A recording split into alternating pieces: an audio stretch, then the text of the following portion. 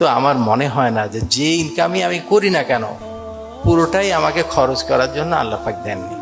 আমার কাছে এরকম মনে হয়। দলিল কি? দলিল হলো এরকম, মানুষের মালিক আল্লাহ পাক। সূরা নাসে আমরা পড়ছি, আমরা আল্লাহ পাকের কাছে আশ্রয় চাচ্ছি, কুল আউযু বিরাব্বিন নাস, মানুষের রবের কাছে আশ্রয় করছি, মানুষের মালিকের কাছে আশ্রয়, মানুষের ইলাহের কাছে আশ্রয়। মানুষের মালিক আল্লাহ পাক। দুনিয়াতে দেখেন, আপনি যদি 10টা গরুর মালিক হন, যে গরু থেকে যা উৎপাদন হয় কে ভোগ করে? উৎপাদনকারী ভোগ করে না। গরু ধরে অনেক লিটার দুধ দিল, গরু কিন্তু সেই দুধের দাম যে বিক্রি করে যেটা হলো সেটা কিন্তু গরু ভোগ করে না, মালিক ভোগ করে। আপনি যদি একটা গাড়ির মালিক, গাড়ি থেকে যা উৎপাদন হয় গাড়ি কিন্তু ভোগ করে না, ভোগ করে মালিক ভোগ, রাইট? তাহলে আমার মালিক যদি আল্লাহ পাক হয়ে থাকে, তাহলে আমার থেকে যা উৎপাদন হবে তা ভোগ করবেন আল্লাহ পাক। আমি কতটুকু ভোগ করব? যেটুকু আমার খাওয়া পরা এবং চলার জন্য প্রয়োজন সেটুকু ভোগ করব। যেটুকু গরু ভোগ করে থাকে, গরু কতটুকু ভোগ করে?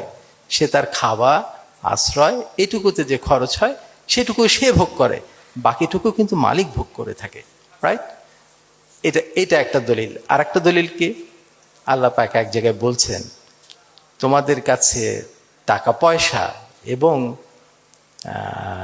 সন্তান সন্ততি আমানত হিসেবে রাখা হয়েছে।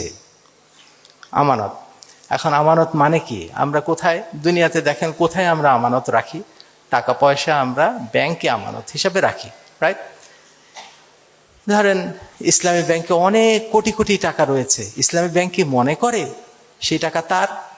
কোনো সময় মনে করে না। মনে করে এটা ক্লায়েন্টের, ক্লায়েন্ট যখন চাইবেন সেটা সব ফেরত দিতে হবে। ইসলামী ব্যাংক কিছু টাকা রাখেন, কতটুকু? যেটুকু সার চলার জন্য প্রয়োজন, বাকি টাকা মালিকের। তো আল্লাহ পাক নিজে বলছেন, টাকা পয়সা আমার কাছে যেটা দিয়েছেন সেটা আমানত হিসেবে রেখেছেন, আমি শুধু সেইটুকুতে ওইটুকু খরচ করার অনুমতি দিয়েছেন যেটুকু মধ্যম পন্থায় আমার চলার জন্য প্রয়োজন, বিলাসিতা করার জন্য বলেননি।